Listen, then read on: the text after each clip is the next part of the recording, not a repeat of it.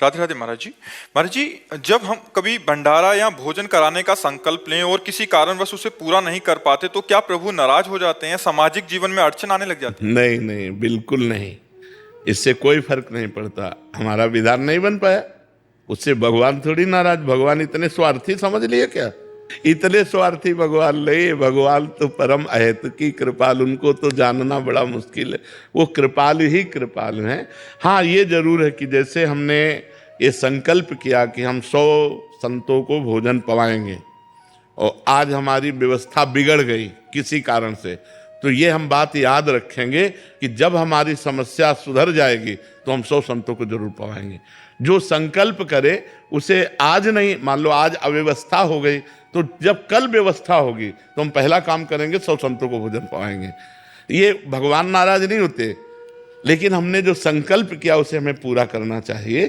कभी कि भाई हम गंगा स्नान करेंगे अमुक तारीख को, अब अमुक तारीख को समस्या आ गई, नहीं तो फिर हम अगली तारीख निश्चित करते हैं और उसमें जाते हैं गंगा स्नान। जो पवित्र कार्यों का संकल्प बने, पवित्र कार्यों का, दान पुण्य तीर्थयाटन भगवत दर्शन आदि का, उसे टालना नहीं चाहिए। यदि कोई ऐसी समस्या आ जाए तो फिर अगला समय उसको दे देना चाहिए कि आज हम समस्या में फंस गए तो अगले समय में हम ये कार्य कर देंगे। महाराज जी, ऐसा बोल सकते हैं भगवान जी से कि क्या ये मेरी पूरी कर दो, मैं आपको ऐसा कराऊंगा?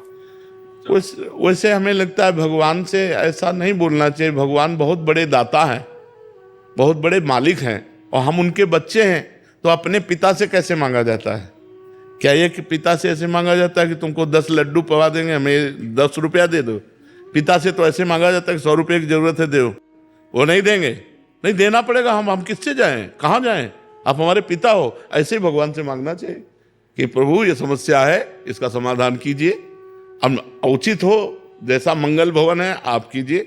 अब ये जो हम लोग अज्ञानवश कहते हैं कि तुम्हें 500 रुपया के भोग, लड्डू के भोग लगा देंगे तो काम करो, तो हमें लगता है ये सही नहीं है।